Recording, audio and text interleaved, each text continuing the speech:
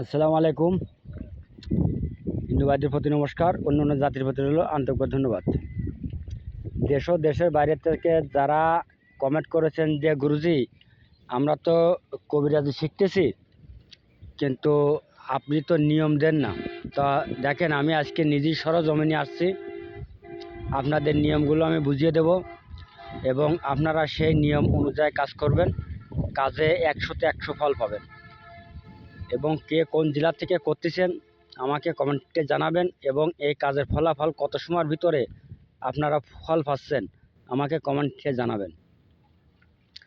আর গুরুর থেকে যদি ব্যক্তিগত কোনো বিদ্যা শেখার ইচ্ছা থাকে, তাহলে গুরুর বাড়ি আসার ঠিকানা হচ্ছে খুলনা জেলা ডুমুরিয়া থানা 4 নম্বর খনিয়া ইউনিয়ন। আমার নাম গুরুরিয়াত কবিরাজ।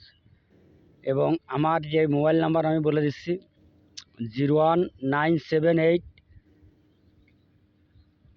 40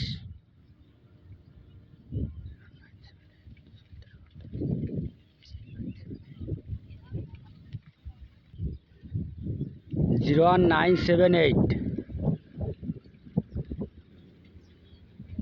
01978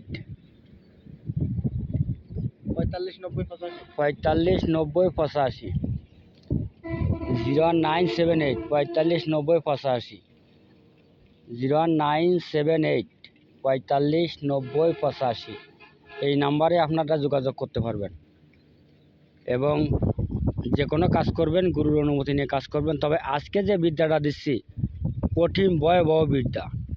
তবে দেখেন, আপনারা ঠিক এরকম তেমাতে আসবেন।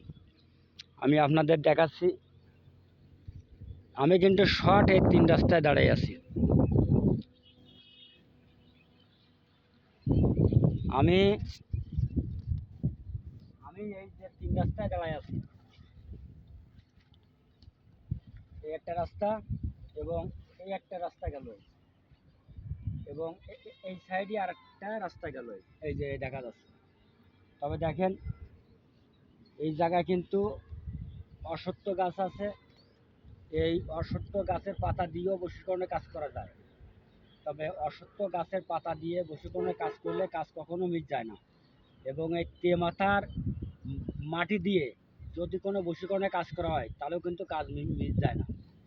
এবং যারা বিচ্ছেদের কাজ করতে চান তারা এই নিমির পাতা দিয়ে বিচ্ছেদের কাজ করবে।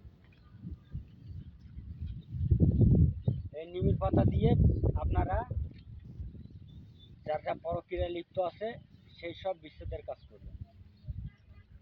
আর এই জায়গায় আছে তোমার যে হাড়লের কাজ আছে, যাকে লিভারের সমস্যা আছে, গ্যাসের সমস্যা আছে বা যৌন সমস্যা আছে, তারা সকাল বিকাল 2 বার চা কাপের 1 কাপ খাবে। আর যাদের বীর্য তরল আছে, আজকে একটা ভাগ্য চক্করে একটা জিনিস পেয়ে গেলাম, তাই আপনাদের মাঝে দেখা দিচ্ছি। তবে দেখেন, এই যে চারা বাউলা গাছ, এই এরকম চারা বাউলা গাছের পাতা শেষে রস করে সকালে বাসি ফাটে যদি চা কাপের 1 কাপ করে 3 দিন খাতি পারে, তার 3 দিন পরে ওই ওই ওই পুরুষ যদি কোনো জায়গায় যায় বা তার স্ত্রীর কাছে যায়, তাও সে কোনো সময় লজ্জিত হবে না। এটা গ্যারান্টি এটা। আর আমি আজকে যে বিদ্যাটা দিচ্ছি, আপনারা তেমাথার মাটি নেবেন। এরম আগে যাইয়ে তেমাথা জাগাবেন। তার কারণ কি, তেমাথায় অনেক কিছু থাকে। আগে আপনারা তেমাথায় জাগাবেন, জাগাইয়ে আপনার যা কী বললে জাগাবেন আমি তাও বলে দিচ্ছি। জাগো তেমাথা জাগো, তোমাকে যে কাজে লাগাবো তুমি সেই কাজে লাগো, দুহাই তোমার ধর্মের। জাগো তেমাথা জাগো, তোমাকে যে কাজে লাগাবো তুমি সেই কাজে লাগো, দুহাই তোমার ধর্মের। এবং জাগো তেমাথা জাগো, তোমাকে যে কাজে লাগাবো তুমি সেই কাজে লাগো, দুহাই তোমার ধর্মের। এইভাবে 7 বার বললে তেমাথায় 7টা টোকা দিবেন, তেমাথা জাগিয়ে যাবে। যাওয়ার পরে তেমাথাতে এইরাম 1 টিপ মাটি নেবেন। এইরাম 1 টিপ মাটি নিলেন, এই যে এই 1 টিপ মাটি নিলেন, নিয়ে তেমাথায় দাঁড়ালেন। এইরাম বাম পাওয়ার পরে বদ দিয়ে দাঁড়াবেন। এরকম বাম পাওয়ার পরে বদ দিয়ে দাঁড়াবেন। আপনারা দাঁড়াইয়ে এই মাটির পরে বিদ্যাটা প্রয়োগ করবেন 21 বার। 21 বার বিদ্যাটা প্রয়োগ করবেন, কিন্তু বিদ্যাটা প্রয়োগ করার আগে আপনারা 1033 বার জপ করে নেবেন। জপ করে নেওয়ার পরে তারপরে আপনারা তেমতা যে কাজ করবেন। তবে কাজ শিখতে গেলে কষ্ট করতে হবে, কষ্ট না করলেই কেষ্ট পাওয়া যাবে না। আর এই বিদ্যাটা যখনই আপনারা মুখস্থ করবেন, তখন লাল শালু কাপড় গায়ে দিয়ে আগরবাতি মোমবাতি জ্বালাইয়ে গোলাপ জল ছিটিয়ে একেবারে নিম্ন স্থানে আপনারা ঠান্ডা মাথায় ধীর মস্তিষ্কে আপনারা বিদ্যাটা মুখস্থ করবেন, এরকম বাম্পার পরে। তবে দেখেন, আমি আপনাদের মাঝে বিদ্যাটা বলতেছি, আপনারা মুখস্থ করে নেন। এবং আমার ভিডিওটা যদি আপনাদের কাছে ভালো লাগে তা বেশি বেশি করে লাইক করবেন, শেয়ার করবেন, কমেন্ট করবেন, আপনাদের কাছে অনুরোধ থাকলো। এবার আমি বিদ্যা বলতেছি। এই দেখেন, সুরমা কপাট হাত বান হুঙ্কার মারিয়া দিলাম টান পঞ্চ আত্মা পঞ্চ প্রাণ,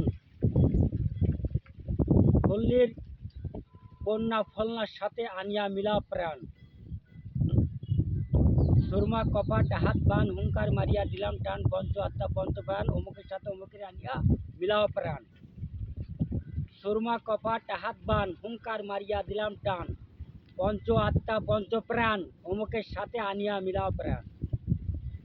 এভাবে আপনারা 1033 বার জপ করবেন এবং লাস্টে যে নিয়ম আছে গুরুর কাছে জেনে নেবেন। আল্লাহ হাফেজ, ধন্যবাদ। সকলে ভালো থাকেন, সুস্থ থাকেন, এই কামনা করি।